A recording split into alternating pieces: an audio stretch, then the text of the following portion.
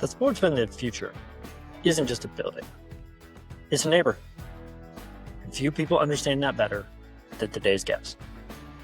Jordan Goldstein is the co-CEO of Gensler, one of the largest and most influential architecture and design firms in the world. With over 6,500 people across 56 offices and work spanning 110 countries, Gensler has spent the last 17 years reshaping how we think about sports. Not just the arenas and stadiums themselves, but the entire world around them. In this conversation, Caroline sits down with Jordan to explore some of the most ambitious projects in sports and real estate today. From the transformation of Capital One Arena in Washington, D.C., to the Rams Village mixed-use development in Los Angeles, and makes the case for why the future of fan experience starts long before you walk through the doors. They get into how AI and data are changing the way these districts are designed, why sustainability and innovation don't have to be in conflict, and what it means to create spaces that serve communities 365 days a year, not just on game day.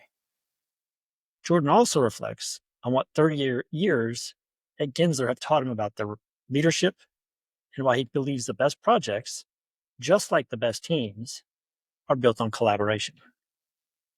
This is also a special episode for us. It's Caroline's first as a host of the Roar podcast, and she could not have picked a better guest to kick things off. I'm Bryce Clinton, and this is the Roar podcast.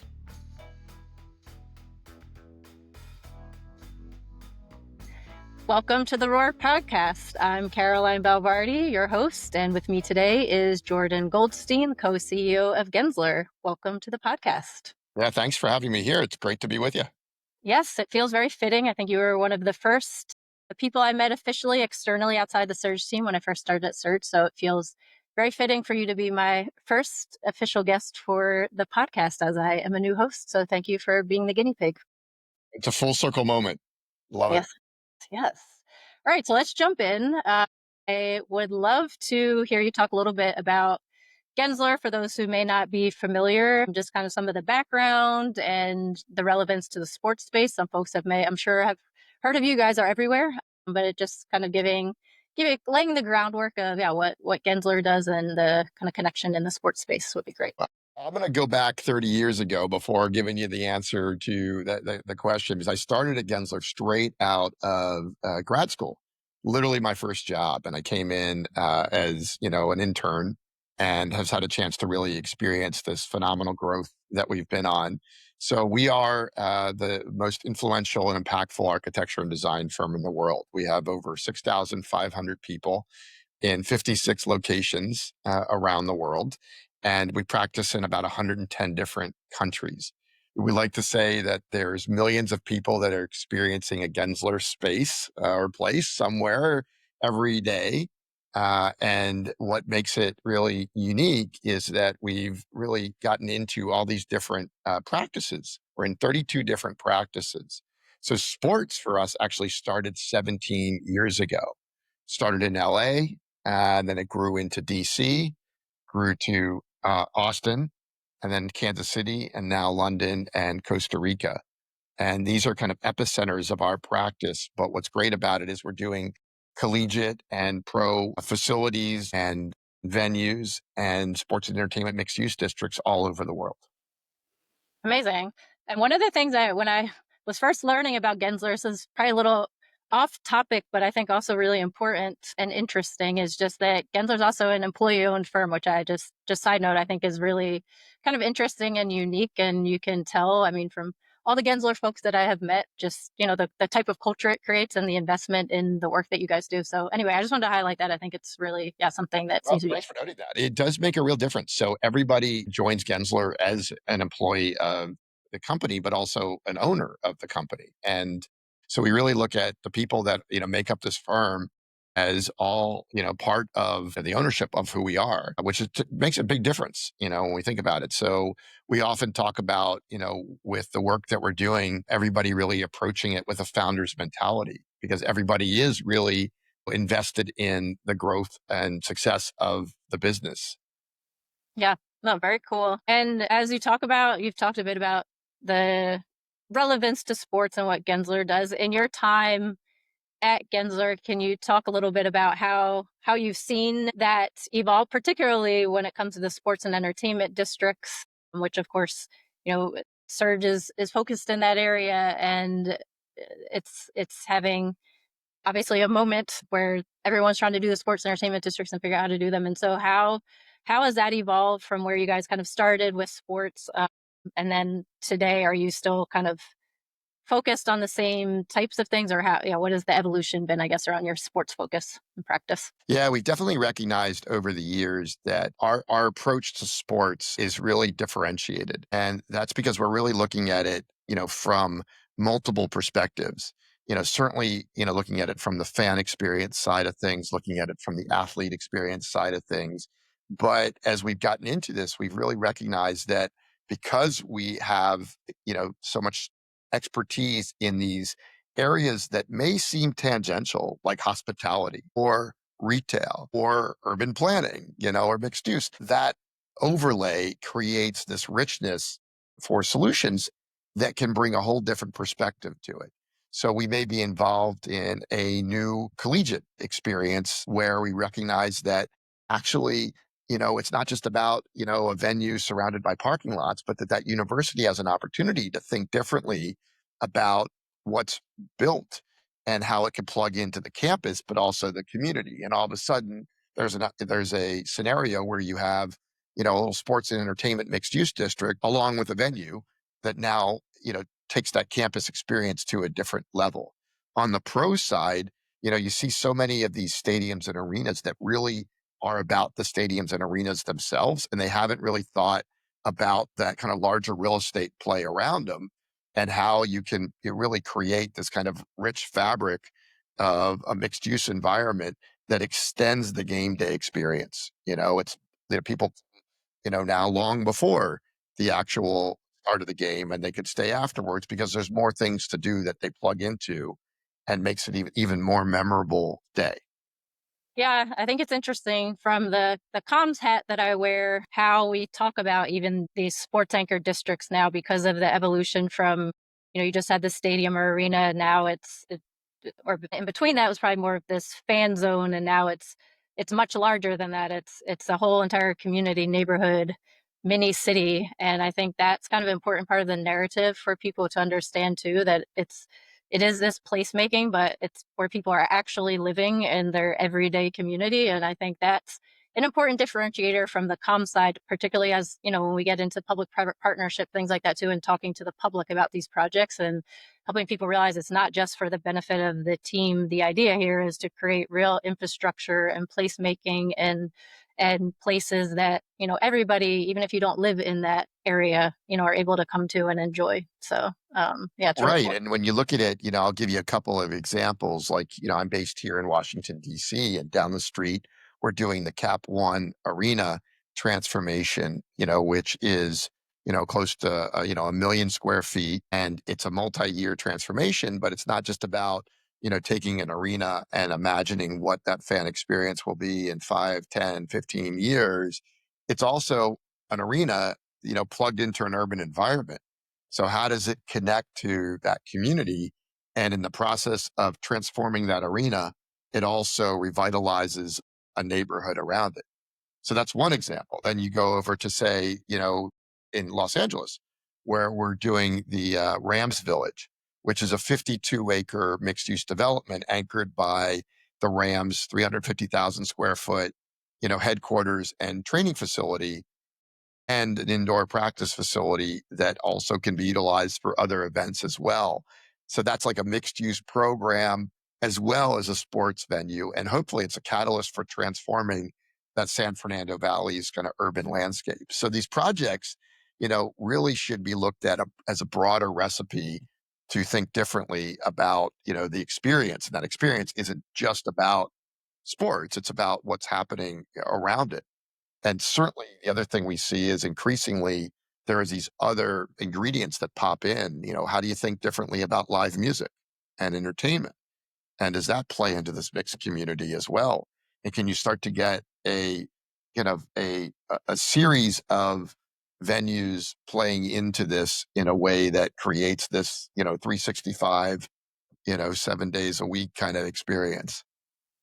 Yeah, and kind of just going off that vein of some of the public benefit side of it too. I know Gensler talks a lot about sustainability and how you think about projects, and I think that just in the environment we have, I think it's a little bit less in the public discourse nowadays, but it's still so, important to how we think about projects. And I don't know if you can talk a little bit about your kind of perspectives and thinking, and then how you incorporate that as you're planning out these projects just around, particularly, environmental sustainability, and how you're building buildings and making them, from extreme weather, all those types of things that are a reality of today. At Gensler, we're really thinking about these opportunities, not just to create a new venue or a new, facility or a new entertainment and sports district, but it's really also about how can, the thinking that goes into this create something that is also thought through the lens of sustainability and resilience.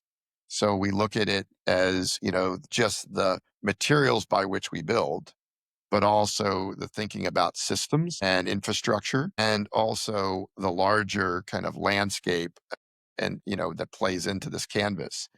What are the right moves that create an environment that people want to be in, but at the same time, in doing so, it's actually a building that can help better its environment over time by virtue of that thinking and those strategies. We have we call it GC3. It's a mission. It's a global cities challenge that we create, which is around climate, and it's really trying to look at all projects as an opportunity to make a move to better the environments that they're in.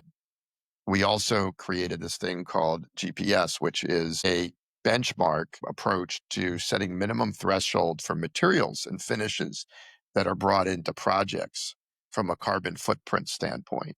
So it really starts to cause us, and since we put this out there in the larger public, architects and designers to just think about the materials that they're weaving into their projects. That's awesome. And then the balance with that, it's interesting because there's the whole tech side of it, which sometimes can, I don't know, be in conflict a little bit when people think about tech versus sustainability. But there's a very obviously important thought around innovation and immersive experiences, and how you bring kind of technology into these spaces too. And so you can talk a little bit about how you're thinking about that element of it, of creating these immersive experiences. And I know with Surge, and even probably some projects that we talk about with you guys, how we think about these long phase when we're specifically talking about sports and entertainment mixed use, are, it could be 10, 15 years by the time, that it's fully complete, and technology is evolving so quickly, and how do you stay up with the trends by the time it's actually done. And so anyway, yeah, so kind of transitioning it to that side of things, how do you think about technology and just the immersive experience element, and making sure that it's something that will stay relevant and still feel communal and placemaking, because people still want that togetherness, which technology also can have the opposite effect of keeping people on their phones or whatever. So The whole technology question is so fascinating and so relevant, not just from the experiential side, but also from the design side. So maybe I'll start there, because the tools in the designer's toolbox have changed so much. And we've taken this proactive approach to, kind of to AI, and thinking about how we look at the design process. And for me, this is like close to heart, because 30 years ago when I came to Gensler, it was at a time where the whole industry was moving kind of from analog to digital. And I had spent a lot of time really focusing on digital design while I was getting my master's degree at Penn. And I really, wanted to jump in and dive into what does it mean to be a digital design firm. And, others at the time that were coming in fresh from academia had a similar drive. So it was an opportunity to really kind of push the profession to think differently about how technology was used. So you fast forward 30 years, and here we are at this moment where technology is changing so fast, and there's this wave of disruption coming into the industry.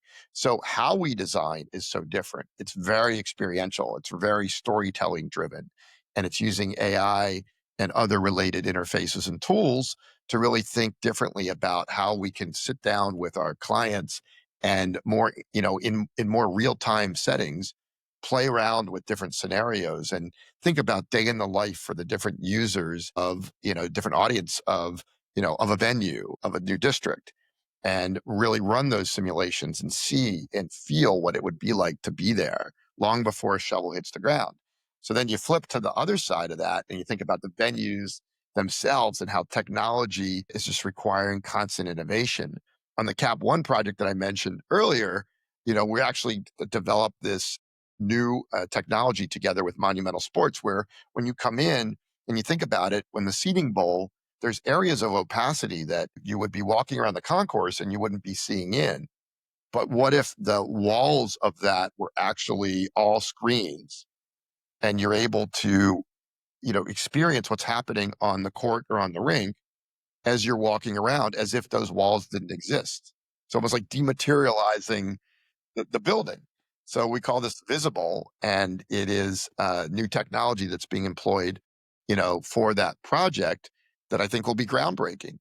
And then we also think about how people are experiencing, sporting events, and all of a sudden the digital interface, becomes as important.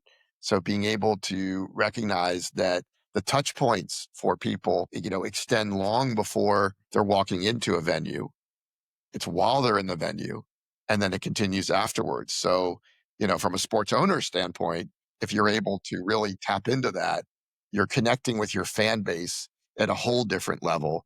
And it creates so much more opportunity for brand growth, for revenue growth, and for fan engagement. Yeah, it's really fascinating. And do you see any differences generationally with any of your younger employees of how they think about it, or if is some of it automatic, or I mean, you have the benefit of all these years of seeing the evolution, which I would imagine adds a lot of value in that way. But do you see any differences in the way that your team thinks about it? Yeah, Well, just what's great about our environment is that we really create the studio settings for our teams where it's multi-generational environments, but it's also interdisciplinary. So when you get around the table, you have certainly different generations from an experience standpoint, different, different expertise from a point of view standpoint, and you just mix that together. And I think that I've long been a believer that architecture and design is not a solo art. It's really solutions that are made richer by the voices of many that are around the table. And I think that's what creates this kind of great environment. So someone that is younger in their career that may be like an incredibly astute digital native sitting next to someone that could be an amazing seasoned vet with hospitality expertise, and a portfolio that's volumes long, and a sports, practice expert, put those three together, you could get something amazing and innovative. And the goal is differentiated. Why should your venue look like the venue that was just done by that other team, last year, and at the same time, when you think about sports and entertainment districts, how do you do it in a way that there's agility woven in so that, you can using technology to start to have this predictive analytics of what mix is going to be successful, of program to make something vibrant from day one and also equally vibrant at day, 3,000.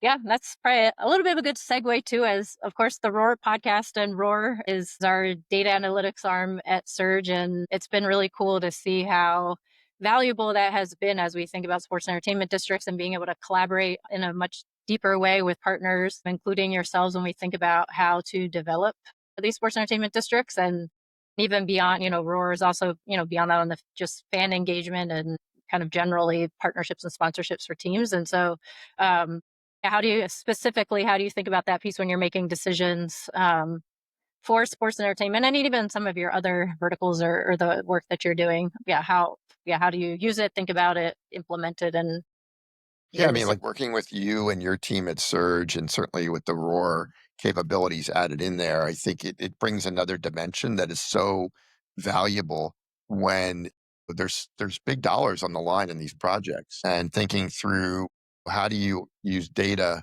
as a currency to really start to look at different scenarios again long before a hammer hits the nail, shovel hits the ground, whatever you want to say, to really have more surety on a process. So you're going to make this investment if you're a sports owner, or let's say you're in the collegiate space and you're going to be doing, a new, basketball arena or a new, stadium or stadium expansion on campus. Let's start to map out, the revenue models, for this, that start to look at, what is the range of seating types and experiences that are going to be woven in, the price points of those, and what's the return on investment. When you go outside, you start to think about the mix of, the components in a sports and entertainment driven mixed use district, like, okay, well, we're going to have live music in here. Well, what kind of venue is going to really work in this environment? What's the market, the competitive landscape look like? What's the mix of food and beverage, and retail that's going to work in this, and being able to kind of adjust those levers and those dials to see and what feels right, and start to use predictive analytics to game plan this thing in a way that says that, what, all right, this feels like it's the right mix, it's the right approach, and then kind of diving further into design. you Yeah. know the old days of designing and, hope you get it right. 2 years later, 3 years later, it's built. That's gone. Yeah. Yeah. It's been really interesting with Adam. I mean, Grossman, who's our chief data analytics officer and had started Roar, the way that he talks about it, because a lot of that is just beyond my expertise area. But the things that really resonate and I think are so interesting, is when he talks about behavioral data too, because when you think about yourself, if you take a survey, you might say you do one thing, but in actuality, you actually do another thing. I think that just the evolution and as data and how we think about it becomes more sophisticated, like what are people actually doing? And so thinking about it like that, I think is super powerful because people often don't do what they say that they think they do, or they might think they do. So, but when you actually look at their behaviors, it's not necessarily like that. So anyway, so I think that's super interesting point. And Adam also often talks about his line. Let me get it right. He says, "People say build it and they will come, but with the data, it's build it so that they will come because you have the That's data." a much better tweak of that statement. Yeah. Yes. And Yeah. it's something that at Gensler we really believe as well, which is with all the tools that are available now to sit and really start out the thinking on a project, why guess? Right? There's no need. The opportunity and the technology is now, here. That moment is now to be able to build it in a way where they will come, and it becomes, a kind of a must experience destination. Yeah. And now transitioning a little bit just to get what gets you excited, upset, like on the project work. And so first we'll start with uh what brings you joy I mean, looking back, I guess could say on your career with Gensler, particularly as it relates to sports, what would you say has brought you the most joy in either, was a specific project or accomplishment of Gensler, or it could be an everyday something. What gets you out of bed, I guess, is the question when it comes to Gensler, particularly the sport. For the 30 years that I've been here, what really gets me excited is that, every single day is totally different. And the fact that we are this, a global firm, that not only is every day different, but we're a 24/7 environment. There's something going on, in our Gensler kind of ecosystem, every moment of every day. And I think that's what's great about it, is that there's such diversity of practice happening. There's such richness of client relationships and depth of opportunity, and that the people that we have are just bringing that energy and to each opportunity. So for me personally, what I love is, I love when the projects are starting up and there's this sense of what can it be. No wrong ideas, let's put it out there, let's just think differently, right? And at the same time, I also love when people are walking through those doors or into a new district, for that very first time, and you're seeing their reaction. You know, I love it. I'll give you an example. On a personal level, I went to University of Maryland undergrad, and we did the University of Maryland's Basketball Performance Center. And there's these great clips of the men's and women's basketball teams, seeing the facility for the first time. And you see like just jaws drop, just sheer excitement for what they're experiencing because it's a pro level facility. And there's tears, that like this is their new home. So that's just super cool. Or you go into a venue like Moody Center that we did over at University of Texas, and you go and it's a concert, and then the next day it's a basketball game, and you see that fan base kind of pulling in, piling into the place, and it's just awesome to see that. So I love those moments, and that's what I find really exciting.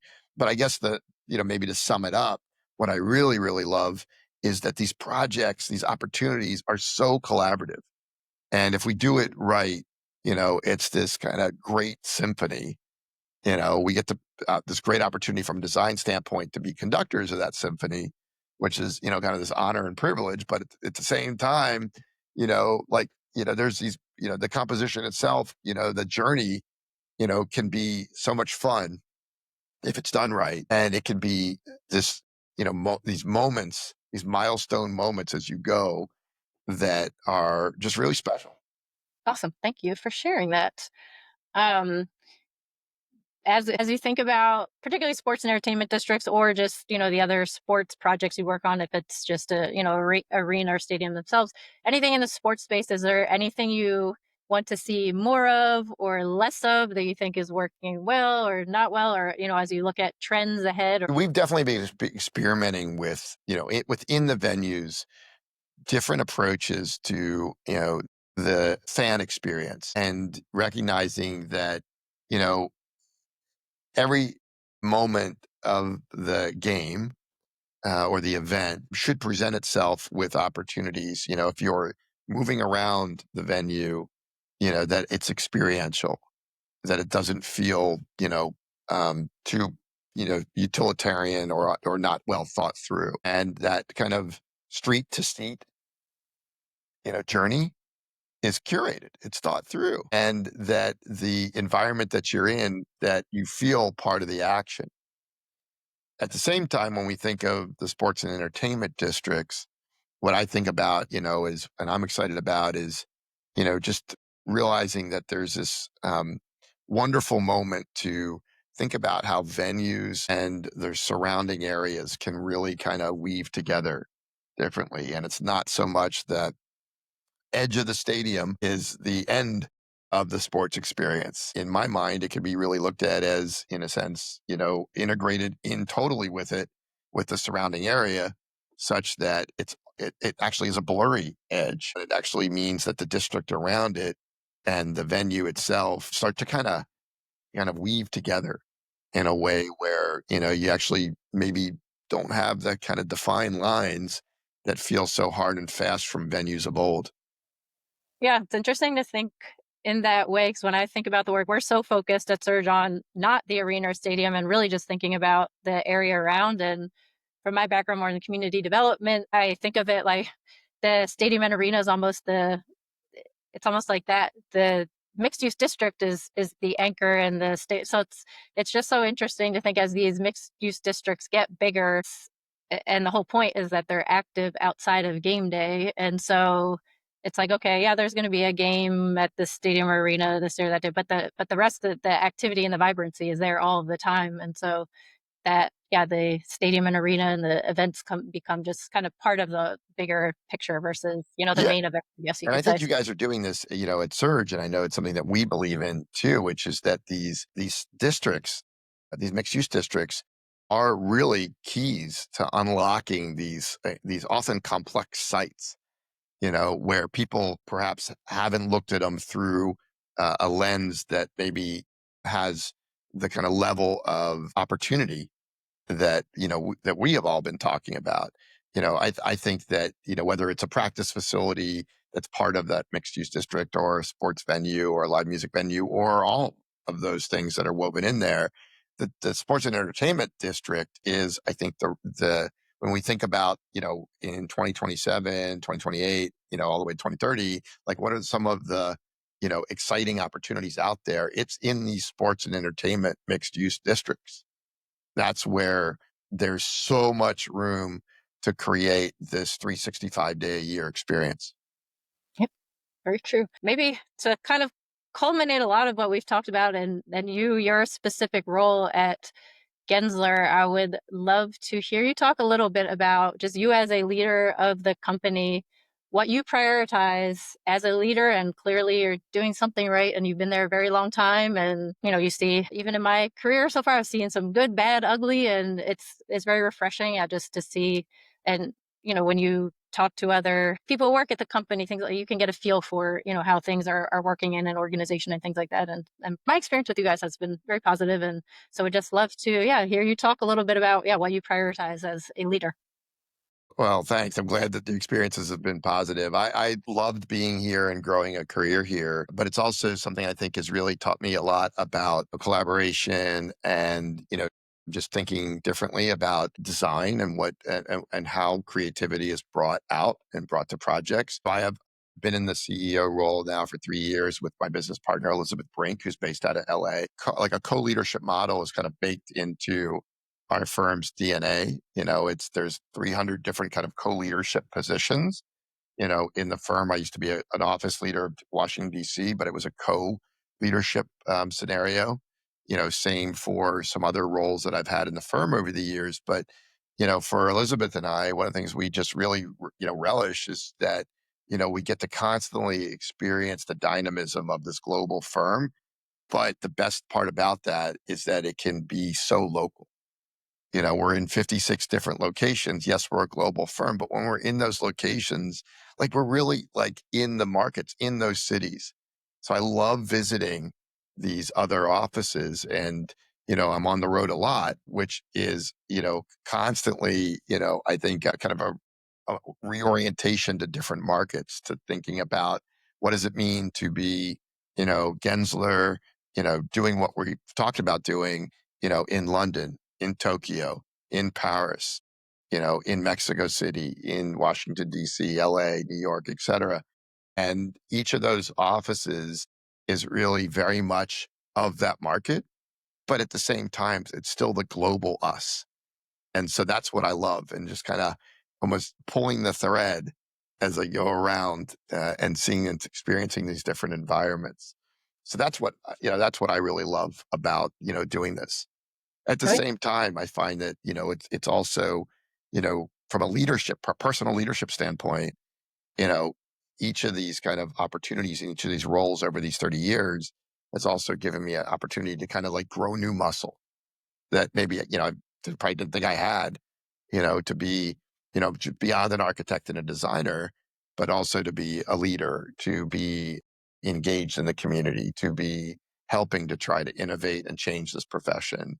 So, to still be connected to academia and, at the same time, looking at with our clients, just looking at opportunities to just be able to create these profound solutions that create these transformative, environments for them and the people that they are connecting with in the communities that they're part of.